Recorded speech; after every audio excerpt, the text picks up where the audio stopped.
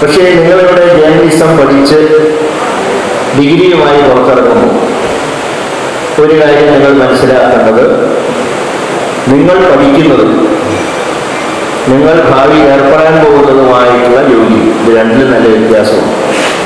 നാടൻ ഭാഷയിൽ പറഞ്ഞാൽ ഏട്ടിലെ പശു പുല്ല് തിന്നില്ല. കാരണം ജേർണലിസ്റ്റിനെ സംബന്ധിച്ച് ഇന്ന് കാണുന്ന ഒരു പുതിയ പ്രവണത, നമുക്കറിയാം, കാലത്തിൻ്റെ മാറ്റങ്ങൾക്കനുസരിച്ച് പലതിലും മൂല്യച്യുതി സംഭവിക്കും. പൊതുരംഗത്തുണ്ട്, ഉദ്യോഗസ്ഥ രംഗങ്ങളിലുണ്ട്. അത് സ്വാഭാവികമായും കുറച്ച് ഭാഗം മാധ്യമരംഗത്തുണ്ട്.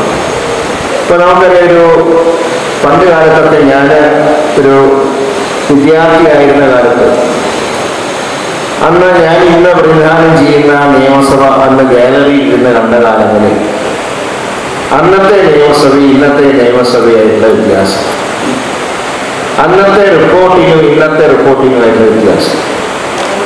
പണ്ട് കാലങ്ങളിൽ അസംബ്ലി വാർത്തകൾ റിപ്പോർട്ട് ചെയ്ത റിപ്പോർട്ടർമാർ ഓരോ അംഗങ്ങളുടെയും പ്രസംഗത്തിൻ്റെ ഒരു ചെറിയ ഭാഗം പ്രൊജക്റ്റ് ചെയ്ത് കൊടുക്കുക.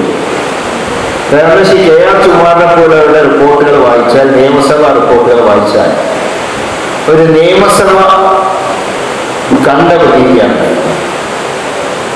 അന്നത്തെ കാലത്തൊക്കെ പഠിച്ചു പറയാൻ പലർക്കും താല്പര്യമുണ്ട്. എന്നാൽ ഇന്നങ്ങനെയാണ്. കാരണം ഇന്ന് പ്രസംഗിക്കുന്ന അംഗങ്ങളെ പോലും സ്വാധീനിക്കുന്നത് നാളെ പത്രത്തിൽ നിയമസഭയിൽ ഇന്ന് എന്നുള്ളതിൻ്റെ തലവാചകം എങ്ങനെ വരാം എന്നുള്ള രീതിയിലാണ് പ്രസംഗിക്കുന്നത്.